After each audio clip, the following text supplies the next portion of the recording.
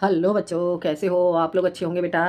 बेटा आज मैं आपके लिए लेकर के आई हूँ यूपी बोर्ड 11th क्लास के लिए सरदारपुर सिंह जी का चैप्टर है आचरण की सभ्यता। ठीक है, तो आज हम जानते हैं सरदारपुर सिंह का चैप्टर आचरण की सभ्यता। देख लेते हैं बेटा। विद्या कला कविता साहित्य धन और राजस्व से भी आचरण की सभ्यता अधिक ज्योतिषमयी है। आगे समझ में। विद्या कला कविता साहित्य धन और राजस्व से भी आचरण की सभ्यता अधिक ज्योतिषमयी है। चाहे कितनी भी विद्या प्राप्त कर ले व्यक्ति, या चाहे कितनी भी कलाओं में निपुण हो, कविता साहित्य धन, कितना भी धनवान हो, कितना भी राजस्व योग को भोगने वाला हो, लेकिन यदि वह आचरण, उसका आचरण अच्छा नहीं है तो वह व्यर्थ है। ठीक है, तो आचरण की सभ्यता अधिक ज्योतिष, सबसे अधिक ज्योतिषमयी, सबसे अधिक क्या है? आचरण की आचरण। ठीक है, तो आचरण की सभ्यता को प्राप्त करके एक कंगाल आदमी राजाओं के दिलों पर भी अपना प्रभुत्व जमा सकता है। आगे समझ में। आचरण के द्वारा, अच्छे आचरण के द्वारा जो कंगाल व्यक्ति होगा, अर्थात जो गरीब व्यक्ति है, वह भी राजाओं के दिलों पर अपना प्रभुत्व जमा सकता है, अपना राज जमा सकता है। ठीक है, अपने अच्छे आचरण के द्वारा। ठीक है, इस सभ्यता के दर्शन से कला साहित्य और संगीत को अद्भुत सिद्धि प्राप्त होती है। राग अधिक मृद हो जाता है। विद्या का तीसरा शिव नेत्र खुल जाता है। अच्छे आचरण के द्वारा ही विद्या का तीसरा नेत्र खुल जाता है। चित्रकला का मौन राग अलापने लग जाता है। वक्ता चुप हो जाता है। लेखक की लेखनी थम जाती है। मूर्ति बनाने वाले के सामने नए कपोल, नए नयन और नई छवि का दृश्य उपस्थित हो जाता है। मूर्ति बनाने वाले के सामने आचरण के द्वारा ही क्या है? नए कपोल, कपोल कहते हैं बेटा गाल के लिए। ठीक है, नए गाल और नए नेत्र और नई छवि का दृश्य उपस्थित हो जाता है। आचरण की सभ्यता, आचरण की सभ्यतामय भाषा सदा मौन रहती है। आचरण की सभ्यता वाला सदैव मौन रहती है। आचरण की जो सभ्यता है सदैव मौन रहती है। इस भाषा का निघट्टु शुद्ध श्वेत पत्रों वाला है। इस भाषा का निघट्टु शब्द, अर्थात जो शब्द भंडार है, निघट्टु का अर्थ क्या हो गया? शब्द भंडार। इस भाषा का शब्द भंडार श्वेत पन्नों वाला है। इसमें ना मात्र के लिए भी शब्द नहीं, इसमें ना मात्र के लिए भी शब्द नहीं है। यह सभ्याचरण नाद करता हुआ भी मौन है। व्याख्यान देता हुआ भी व्याख्यान के पीछे छिपा है। राग गाता हुआ भी राग के सुर के भीतर पड़ा है। मृद वचनों की मिठास में आचरण की सभ्यता मौन रूप से खुली हुई है। मृद वचनों की मिठास से आचरण की सभ्यता मौन रूप से खुली हुई है। नम्रता, दया, प्रेम और उदारता सब सभ्याचरण की भाषा के मौन व्याख्यान हैं। मनुष्य के जीवन पर मौन व्याख्यान का प्रभाव चिरस्थायी होता है और उसकी आत्मा का एक अंग हो जाता है। आगे देखते हैं। न कला, न काला, न नीला, न काला, न नीला, न पीला, न सफेद, न पूर्वी, न पश्चिमी, न उत्तरी, न दक्षिणी, बेनाम के, बेनिशान, बेमकान विशाल, बेमकान विशाल, विशाल आत्मा के आचरण से मौन रूपड़ी सुगंध सदा प्रसारित हुआ करती है। इसके मौन से प्रसूत प्रेम और पवित्रता, धर्म, इसके मौन से दिखाई दे रहा है बेटा। इसके मौन से प्रसूत प्रेम, अर्थात इसके मौन से उत्पन्न होने वाला, इसके मौन से उत्पन्न होने वाला प्रेम और पवित्रता, धर्म सारे संसार का कल्याण करके विस्तृत होते हैं। कल्याण करके समस्त संसार का, संपूर्ण संसार का कल्याण करके विशाल होते हैं।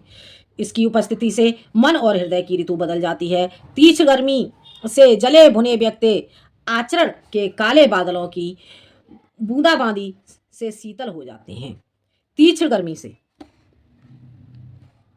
तीक्ष्ण गर्मी से, तीक्ष्ण गर्मी से जले भुने व्यक्ति आचरण के काले बादलों की बूंदाबांदी से शीतल हो जाते हैं, अर्थात ठंडे हो जाते हैं।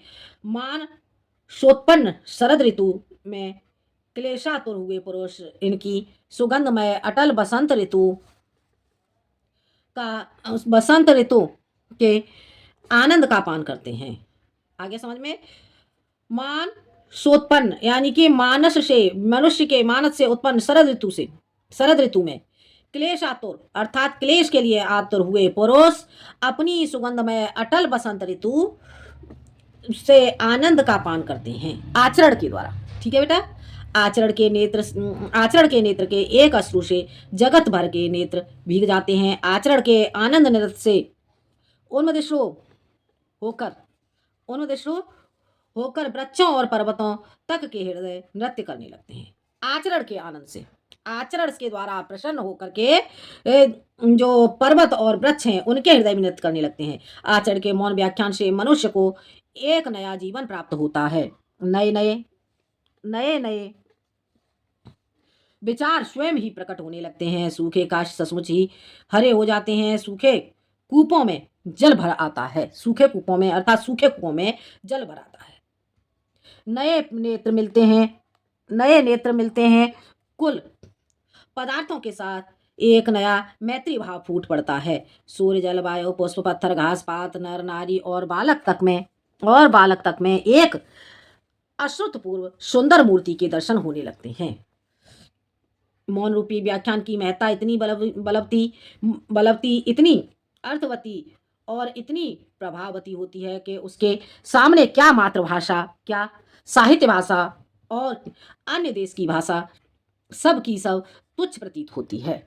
आगे समझ में, मौन रूपी व्याख्यान की महत्ता अत्यधिक महान है। अर्थात मौन रूपी व्याख्यान का महत्व अत्यधिक महान है, इतनी अर्थवान है और इतनी प्रभावशाली है कि उसके सामने मातृभाषा और साहित्य भाषा क्या, अन्य देशों की सभी भाषाएं तुच्छ अर्थात कम प्रतीत होती हैं। तुच्छ का अर्थ होता है बेटा कम, ठीक है, तुच्छ प्रतीत होती हैं। अन्य कोई भाषा दिव्य नहीं, केवल आचरण की मौन भाषा ही ईश्वरीय है। अन्य कोई भाषा अत्यधिक दिव्य नहीं है, सिर्फ आचरण की भाषा ही ईश्वरीय है, ईश्वर के समान है। विचार करके देखो, मौन व्याख्यान किस तरह आपके हृदय की नाड़ी नाड़ी में सुंदरता को पिरो देता है। वह व्याख्यान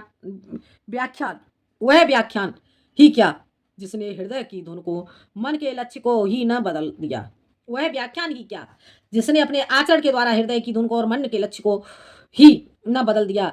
चंद्रमा की मंद मंद हंसी का तारागढ़ के कटाक्ष रूप प्राकृतिक मौन व्याख्यान का प्रभाव किसी कवि के दिल में घुसकर देखो। चंद्रमा की मंद मंद हंसी और तारागढ़ कहते हैं बेटा तारों का समूह, ठीक है। तो यहाँ पर क्या कहा गया है, चंद्रमा की मंद मंद हंसी और तारों के समूहों का कटाक्षपूर्ण अर्थात तिरछी निगाहों से प्राकृतिक मौन व्याख्यान का प्रभाव किसी कवि के दिल में घुसकर बैठ जाता है, ठीक है।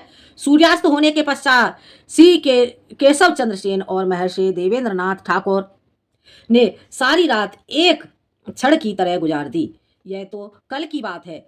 कमल और नरगिस में नयन देखने वाले नेत्रों से पूछो कि मौन व्याख्यान की प्रवता कितनी दिव्य है। प्रेम की भाषा शब्द रहित है। क्या कहा गया है, प्रेम की भाषा शब्दों से रहित है। प्रेम के आगे सब कुछ तुच्छ है, ठीक है। तो प्रेम की भाषा शब्दों से रहते हैं। नेत्रों की, कपोलों की, मस्तक की भाषा भी शब्द रहित है। नेत्रों की, कपोलों की, नेत्र अर्थात आंखों ही आंखों में बात करना, ठीक है। जो आपके बिहारी जी हैं, बिहारी जी ने नेत्रों के बारे में कितना सुंदर दोहे दिए हैं, ठीक है। और कपोलों की, कपोल कहते हैं बेटा गालों की। मस्तिष्क की भाषा भी शब्द रहित है। अर्थात मस्तिष्क में कितने सुंदर विचार आते हैं। जीवन का तत्व भी शब्द से परे है। सच्चा आचरण प्रभावशील अचल स्थिति संयुक्त आचरण न तो साहित्य के लंबे व्याख्यानों से गढ़ा जा सकता है, न वेद की श्रुतियों के मीठे उपदेश से, न अंजील से, न कुरान से, न धर्म चर्चा से, न केवल सत्संग से। जीवन के अरण्य में धसे हुए पुरुष के हृदय पर प्रकृति और मनुष्य के जीवन के मौन व्याख्यानों के यत्न से सुनार के छोटे हथौड़े की मंद मंद चोटों की तरह आचरण का रूप प्रत्यक्ष होता है। आगे समझ में, तो क्या कहते हैं यहाँ पर, न वेद की श्रुतियों से अर्थात ना तो वेदों के सुनने से और ना ही मीठे मीठे उपदेशों से, ना ही किसी के मीठे मीठे उपदेश होते, न अंजलि से, न कुरान से, न धर्मों पर चर्चा करने से और ना ही सत्संग में भाग लेने से, ठीक है। जीवन के अरण्य में धसे हुए अर्थात जीवन रूपी जंगल में घुसे हुए पुरुष के हृदय पर प्रकृति और मनुष्य के जीवन के मौन व्याख्यानों के यत्नों से सुनार के जो छोटे हथौड़े की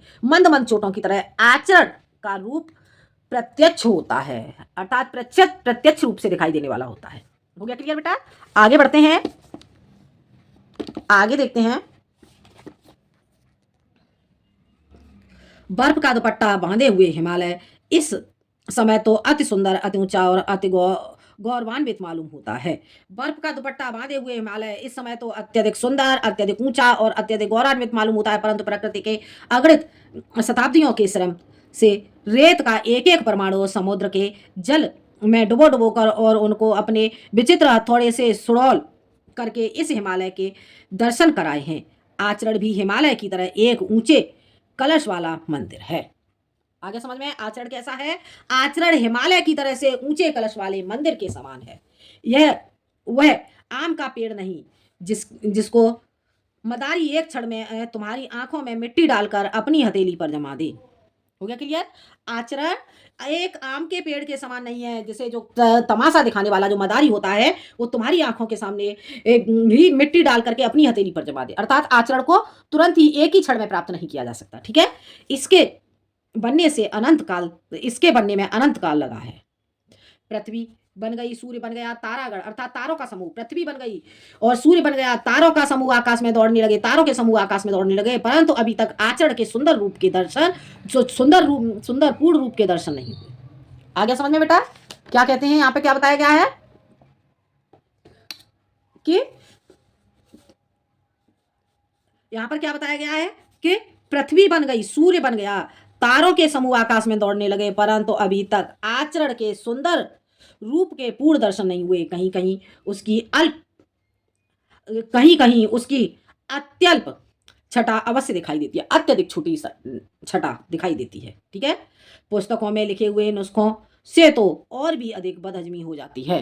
पुस्तकों में लिखे हुए नुस्खों से तो और भी अधिक बदहजमी हो जाती है। सारे वेद और शास्त्र भी यदि घोल कर पी लिए जाएं तो भी आदर्श आचरण की प्राप्ति नहीं होती। ठीक है? क्या कहा गया है यहाँ पर? क्या कहते हैं सरदार पूर्ण सिंह जी कि सारे वेद शास्त्र यदि घोल कर पी लिए जाएं तब भी मनुष्य आदर्श आचरण, अच्छे आचरण को नहीं प्राप्त कर सकता। आचरण प्राप्ति की इच्छा रखने वाले को तर्क वितर्क से कुछ भी सहायता नहीं मिलती। आचरण प्राप्ति की इच्छा रखने वाले अर्थात अच्छे आचरण की प्राप्ति रखने वाले व्यक्ति को तर्क वितर्क से कुछ भी सहायता नहीं मिलती। शब्द और वाणी तो साधारण जीवन के चोचले हैं। क्या है? शब्द और वाणी तो साधारण जीवन के चोचले हैं। ये आचरण ही गुप्त गुहा में नहीं प्रवेश कर सकते, और ये आचरण है गुप्त गुफा में प्रवेश नहीं कर सकते, वहां इनका कुछ भी प्रभाव नहीं पड़ता। आ गया समझ में? वेद इस देश के रहने वालों के विश्वासानुसार ब्रह्मवाणी है। वेद इस देश के रहने वालों के विश्वास के अनुसार ब्रह्मवाणी के समान है, परंतु इतना काल व्यतीत हो जाने पर भी आज तक वे समस्त जगत की भिन्न भिन्न जातियों को संस्कृत भाषा न बुला सके, न समझा सके, न सिखा सके। हो गया क्लियर? जो वेद हैं, वेद क्या है? वेद इस देश में रहने वालों के लिए विश्वास के अनुसार विश्वास है, इस देश में रहने वाले व्यक्तियों का विश्वास है कि वेद एक ब्रह्मवाणी के समान है, परंतु इतना समय व्यतीत हो जाने पर भी वे समस्त जगत को अर्थात संपूर्ण संसार को भिन्न भिन्न जातियों को, संपूर्ण संसार की भिन्न भिन्न जातियों को संस्कृत भाषा में न बुला सके और न समझा सके और न सिखा सके।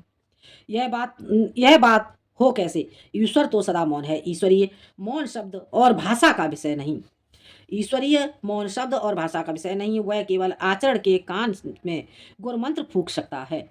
वह केवल ऋषि के दिल में वेद का ज्ञान उदय कर सकता है। आगे समझ आ गया? किसी का आचरण वायु के झोंकों से हिल जाए तो हिल जाए, किसी का आचरण वायु के झोंकों से हिल जाए तो हिल जाए, परंतु साहित्य और शब्द की गोलंदाजी और आंधी से उसके सिर के एक बाल तक का बांका ना होना एक साधारण बात है। पुष्प की कोमल पंखुड़ियों के स्पर्श से किसी को रोमांच हो जाए, जल की शीतलता से क्रोध और विषय वासना शांत हो जाए, बर्फ के दर्शन से पवित्रता आ जाए, सूर्य की ज्योति से नेत्र खुल जाएं, परंतु अंग्रेजी भाषा का व्याख्यान चाहे वह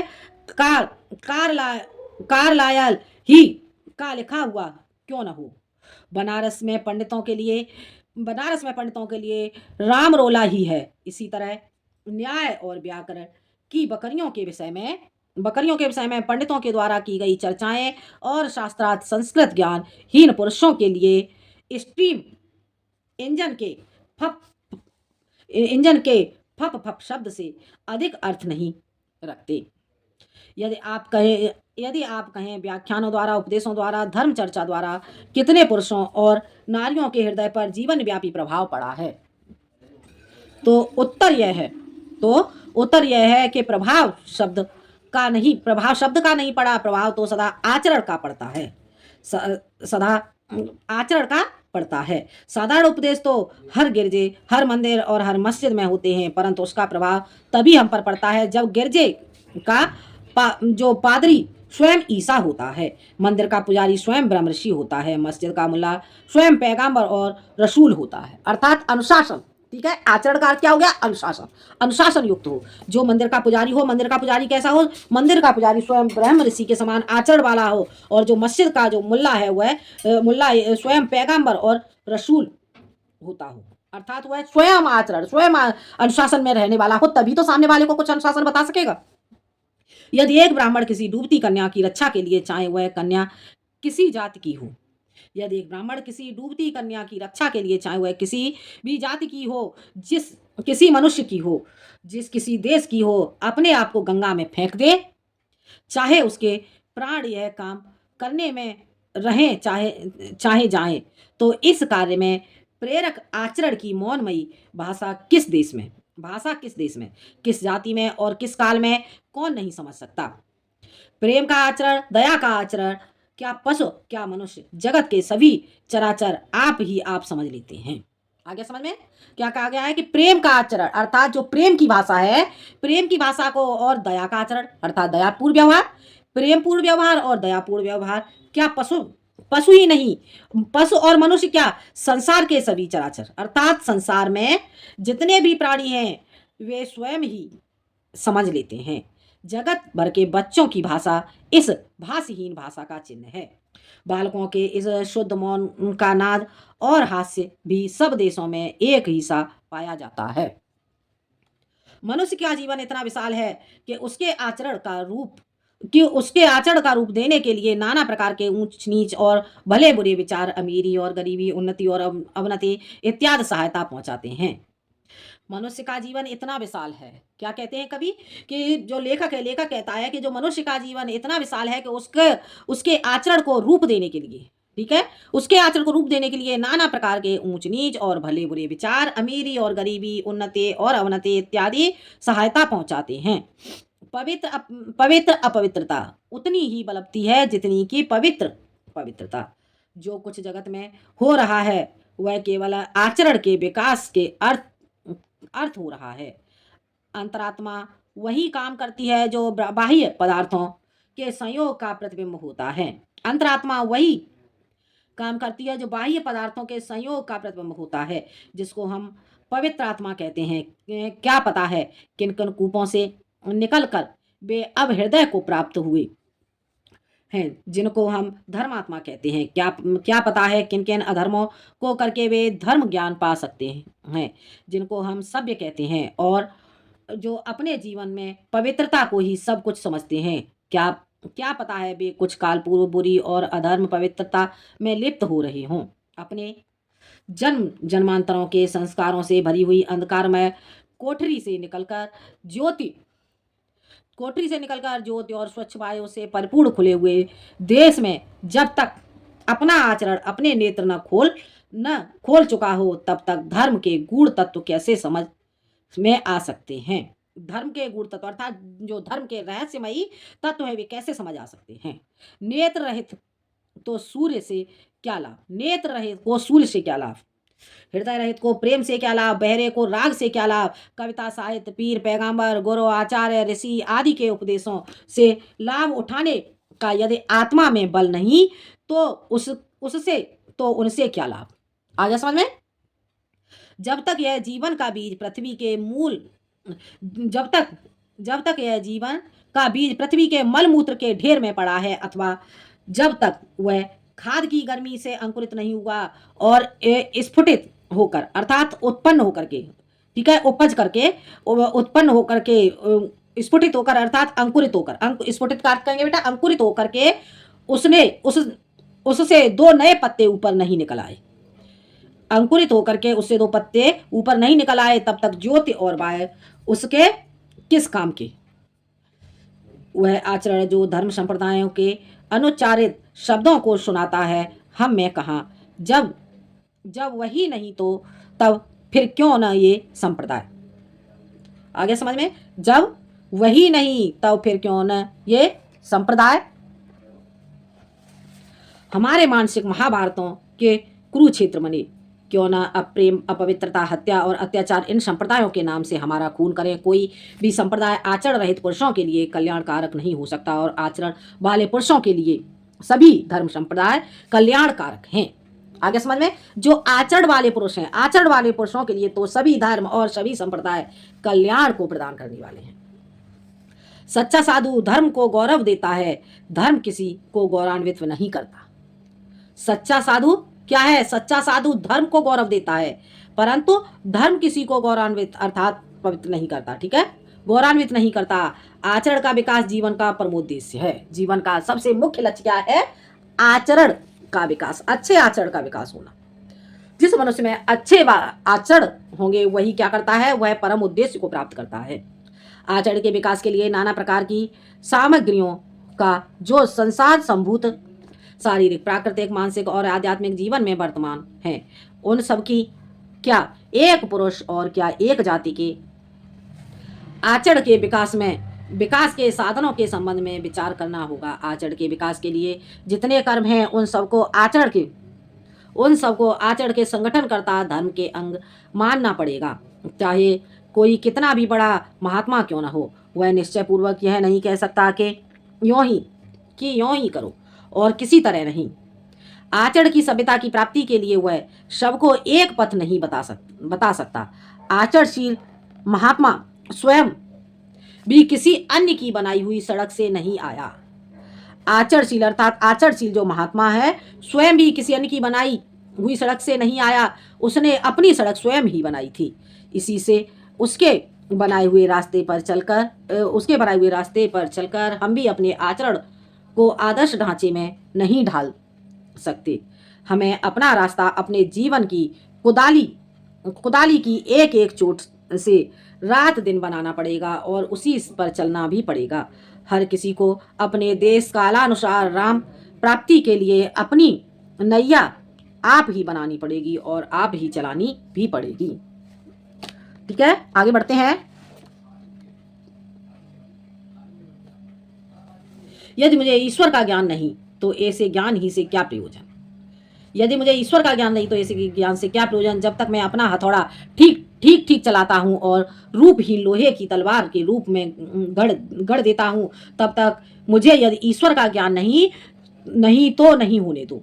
उस ज्ञान से मुझे प्रयोजन ही क्या, जब तक मैं अपना उद्धार ठीक और शुद्ध रीति से किए जाता हूँ, तब तक यदि मुझे आध्यात्मिक पवित्रता का ज्ञान नहीं होता तो न होने दो। उससे सिद्ध ही क्या हो सकती है। जब तक किसी जहाज के कप्तान के हृदय में इतनी वीरता भरी हुई है कि वह महाभयानक समय में अपने जहाज को नहीं छोड़ता, तब तक यदि वह मेरी और तेरी दृष्टि में शराबी और स्वैर है तो उसे वैसा ही होने दो। उसकी बुरी बातों से हमें प्रयोजन ही क्या। आंधी हो, बर्फ हो, बिजली की कड़क हो, समुद्र का तूफान हो, वह दिन रात आंखें खोल अपने जहाज की रक्षा के लिए जहाज के पुल पर घूमता हुआ अपने धर्म का पालन करता है। वह अपने जहाज के साथ समुद्र में डूब जाता है, परंतु अपना जीवन बचाने के लिए कोई उपाय नहीं करता। क्या उसके आचरण का यह अंश मेरे तेरे बिस्तर और आसान पर बैठे बिठाए कहे हुए निरर्थक शब्दों के भाव से कम महत्व का है? न मैं किसी गिरजे में जाता हूँ और न किसी मंदिर में, न मैं नमाज पढ़ता हूँ और न रोजा ही रखता हूँ, न संध्या ही करता हूँ और न कोई देव पूजा ही करता हूँ, न किसी आचार्य के नाम का मुझे पता है और न किसी के आगे मैंने सिर झुकाया है, तो इससे प्रयोजन ही क्या और इससे हानि ही क्या। इससे प्रयोजन ही क्या और इससे हानि ही क्या। मैं तो अपनी खेती करता हूँ, अपने हर और बैलों को प्रातः काल उठकर प्रणाम करता हूँ। मेरा जीवन जंगल के पेड़ों और पत्तियों की संगति में गुजरता है। आकाश के बादलों को देखते मेरा दिन निकल जाता है। मैं किसी को धोखा नहीं देता। हाँ, यदि मुझे कोई धोखा दे तो उससे मेरी कोई हानि नहीं। मेरे खेत में अन्न उग रहा है, मेरा घर अन्न से भरा है। बिस्तर के लिए मुझे एक कमली काफी है, कमर के लिए लंगोटी और सिर के लिए एक टोपी बस है। हाथ पांव मेरे बलवान है, शरीर मेरा निरोगी है। भूख खूब लगती है। बाजरा और मकई, छाछ और दही, दूध और मक्खन मुझे और मेरे बच्चों को खाने के लिए मिल जाता है। क्या इस किसान की सादगी और सच्चाई में वह मिठास नहीं जिसकी प्राप्ति के लिए भिन्न भिन्न धर्म संप्रदाय लंबी चौड़ी और चिकनी चुपड़ी बातों द्वारा दीक्षा दिया करती हैं। जब साहित्य संगीत और कला की अति ने रोम को घोड़े से उतारकर मखमल के गद्दों पर लिटा दिया, जब आलस्य और विषय विकार की लंपटता ने अर्थात विषय विकार की अत्यधिकता ने जंगल और पहाड़ की साफ हवा के असभ्य और उद्दंड जीवन से रोम वालों का मुख मोड़ दिया, तब रोम प्राप्त किया वह उसने अपने समुद्र, जंगल और पर्वतों से संबंध रखने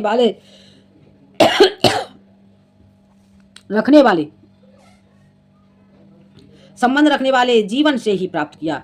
जात की उन्नति लड़ने भिड़ने, मरने मारने, लूटने और लूटे जाने, शिकार करने और शिकार होने वाले जीवन का ही परिणाम है। लोग कहते हैं केवल धर्म ही जाति की उन्नति करता है। यह ठीक है, परंतु यह धमाकुर जो जाति की उन्नति करता है, इस असभ्य कमीने पापमय जीवन की गंदी राख के ढेर के ऊपर नहीं उगता। मंदिरों और गिरजों की मंद मंद टिमटिमाती हुई मोमबत्तियों की रोशनी से यूरोप इस उच्चावस्था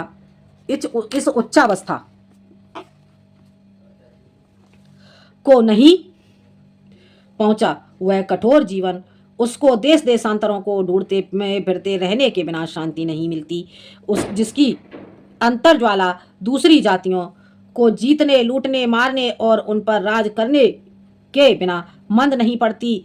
केवल वही विशाल जीवन समुद्र की छाती पर मूंग दलकर और पहाड़ों को फांद कर उनको उन महानता की ओर ले गया और ले जा रहा है।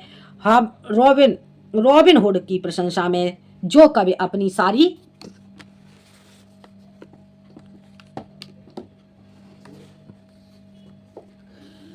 शक्ति खर्च कर देते हैं, उन्हें तत्वदर्शी कहना चाहिए, क्योंकि रॉबिन हुड जैसे भौतिक पदार्थों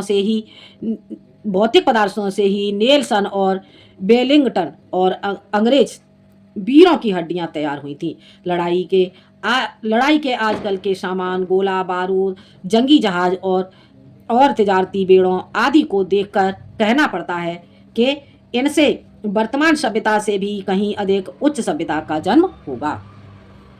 धर्म और आध्यात्मिक विद्या के पौधे को ऐसी आरोग्यवर्धक भूमि देने के लिए जिसमें वह प्रकाश और वायु में सदा खिलता रहे, सदा फूलता रहे, सदा फलता रहे, यह आवश्यक है कि बहुत से हाथ एक अनंत प्रकृति के ढेर को एकत्र करते रहें। धर्म की रक्षा के लिए क्षत्रियों को सदा ही कमर बांधते हुए सिपाही बने रहने का भी तो यही अर्थ है। यदि कुल समुद्र का जल उड़ा दो तो रेडियम धातु का एक कण कहीं हाथ लगेगा। आचरण का रेडियम क्या एक पुरुष का, और क्या एक जाति का, और क्या एक जगत का? सारी प्रकृति को खाद बनाए बिना, सारी प्रकृति को हवा में उड़ाए बिना भला कब मिलने का है? प्रकृति को मिथ्या करके नहीं उड़ाना, उसे उड़ाकर मिथ्या करना है। समुद्रों में डोरा डालकर अमृत निकालना है, सो भी कितना जरा सा। संसार की खाक छानकर आचरण का स्वर्ण हाथ आता है, क्या बैठे बिठाए भी वह मिल सकता है? आगे बढ़ते हैं। हिंदुओं का संबंध यदि किसी प्राचीन असभ्य जाति के साथ रहा होता तो उनके वर्तमान वंश में अधिक बलवान श्रेणी के मनुष्य होते। उनमें भी ऋषि, पराक्रमी, जनरल और धीर वीर पुरुष उत्पन्न होते। आजकल तो वे उपनिषदों के ऋषियों के पवित्रतामय प्रेम के जीवन को देख देख कर अहंकार में मग्न हो रहे हैं और दिन पर दिन अधोगति की ओर जा रहे हैं। यदि वह किसी जंगल जाति की संतान होते तो उनमें भी ऋषि और बलवान योद्धा होते। ऋषियों को पैदा करने के योग्य असभ्य पृथ्वी का बन जाना तो आसान है, परंतु ऋषियों को अपनी उन्नति के लिए राख और पृथ्वी बनाना कठिन है, क्योंकि ऋषि तो केवल अनंत प्रकृति पर सजते हैं, हमारी जैसी पुष्प हैया पर मुरझा जाते हैं। माना कि प्राचीन काल में यूरोप में भी असभ्य थे, परंतु आजकल तो हम असभ्य हैं। उनकी असभ्यता के ऊपर ऋषि जीवन की उच्च सभ्यता फूल रही है और हमारे ऋषियों के जीवन के फूल की सैया पर आजकल असभ्यता का रंग चढ़ा हुआ है। सदा ऋषि पैदा करते रहना अर्थात अपनी ऊंची चोटी के ऊपर उन फूलों को सदा धारण करते रहना ही जीवन के नियमों का पालन करना है। धर्म के आचरण की प्राप्ति यदि ऊपरी आडंबरों से होती तो आजकल भारत निवासी सूर्य के समान शुद्ध आचरण वाले हो जाते। भाई, माला से तो जप नहीं होता, गंगा नहाने से तो तप नहीं होता, पहाड़ों पर चढ़ने से प्राणामय हुआ करता है, समुद्र में तैरने से नियति धुलती है, आंधी पानी और साधारण जीवन के ऊंच नीच गर्मी सर्दी गरीबी अमीरी को झेलने से तप हुआ करता है। आध्यात्मिक धर्म के स्वप्नों की शोभा तभी भली लगती है जब आदमी अपने जीवन का धर्म पालन करे। खुले समुद्र में अपने जहाज पर बैठकर ही समुद्र की आध्यात्मिक शोभा का विचार होता है। भूखे को तो चंद्र और सूर्य भी केवल आटे की बड़ी बड़ी दो रोटियां से प्रतीत होते हैं। कुटियों में ही बैठकर धूप आंधी और बर्फ की दिव्य शोभा का आनंद आ सकता है। प्राकृतिक सभ्यता के आने पर ही मानसिक सभ्यता आती है और तभी वह स्थिर भी रह सकती है। मानसिक सभ्यता के होने पर ही आचरण सभ्यता की प्राप्ति संभव है और तभी वह स्थिर भी हो सकती है। आगे समझ में, मानसिक सभ्यता के होने पर ही अच्छी सभ्यता की प्राप्ति संभव होती है और तभी वह स्थिर रह सकती है। जब तक निर्धन पुरुष पाप से अपना पेट भरता है तब तक धनवान पुरुष के शुद्धाचरण की पूरी परीक्षा नहीं। इसी प्रकार जब तक अज्ञानी का आचरण अशुद्ध है तब तक ज्ञानवान के आचरण की पूरी परीक्षा नहीं। तब तक जगत में आचरण की सभ्यता का राज्य नहीं। आचरण की सभ्यता का देश निराला है। उसमें न शारीरिक झगड़े हैं, न मानसिक, न आध्यात्मिक, न उनमें विद्रोह है, न जंग ही का नामो निशान है और न वहाँ कोई ऊंचा है न नीचा है। आचरण क्या है? आचरण में ये सारे आचरण की सभ्यता का देश ही निराला है। आचरण, अच्छे व्यवहार की सभ्यता कैसी है? उसका देश ही, उसमें न शारीरिक झगड़े होते हैं, न मानसिक, न आध्यात्मिक, किसी भी प्रकार के झगड़े नहीं होते, न उनमें किसी से विद्रोह किया जा सकता है, न जंग का ही नामो निशान है और न वहाँ कोई छोटा है न बड़ा है, न ऊंच है न नीच है। अर्थात ये कैसे है? आचरण के द्वारा। जो आचरणवान युक्त व्यक्ति होता है वह किसी को छोटा बड़ा नहीं समझता। न कोई वहाँ धनवान है न कोई वहाँ निर्धन। वहाँ प्रकृति का नाम नहीं, वहाँ तो प्रेम और एकता का अखंड राज्य रहता है। जिस समय आचरण की सभ्यता संसार में आती है उस समय नीले आकाश से मनुष्य को वेद ध्वनि सुनाई देती है। नर नारी पुष्पवत खिलते जाते हैं, प्रभात हो जाता है, प्रभात का गजर बज जाता है, नारद की बीड़ा अलापने लगती है, ध्रुव का शंख गूंज उठता है, प्रहलाद का नृत्य होता है, शिव का डमरू बजता है, कृष्ण की बांसुरी की धुनें प्रारंभ हो जाती है। जहाँ ऐसे शब्द होते हैं, जहाँ ऐसे पुरुष रहते हैं, वहाँ ऐसी ज्योति होती है, वहाँ आचरण की सभ्यता का सुनहरा देश है। वही देश मनुष्य का स्वदेश है। जब तक घर न पहुँच जाए सोना अच्छा नहीं। चाहे वेदों में, चाहे इंजील में, चाहे कुरान में, चाहे त्रिपिटक में, चाहे इस स्थान में चाहे उस स्थान में, कहीं भी सोना अच्छा नहीं। आलस्य मृत्यु है। आलस्य क्या है? मनुष्य के लिए मृत्यु के समान है। लेख तो पेड़ों के चित्र के समान है। लेख तो पेड़ों के चित्र के सदृश होते, अर्थात पेड़ों के चित्र के समान होते हैं। पेड़ तो होते ही नहीं जो फल लावें। लेखक ने यह चित्र इसलिए भेजा है कि सरस्वती में चित्र को देखकर शायद कोई असली पेड़ को जाकर देखने का यत्न करे। आगे समझ में? ये था बेटा आपका सरदार पूर्ण सिंह जी का चैप्टर। ठीक है, आचरण की सभ्यता। आचरण क्या होता है? आचरण होता है हमारा अच्छा व्यवहार, अर्थात अच्छे व्यवहार की सभ्यता। ठीक है बेटा, तो ये चैप्टर बेटा आपको समझ में आ गया होगा। आज के लिए इतना ही। अगले वीडियो में मैं आपके लिए लेकर के आती हूँ इसी चैप्टर के अभ्यास प्रश्न। जब तक के लिए धन्यवाद।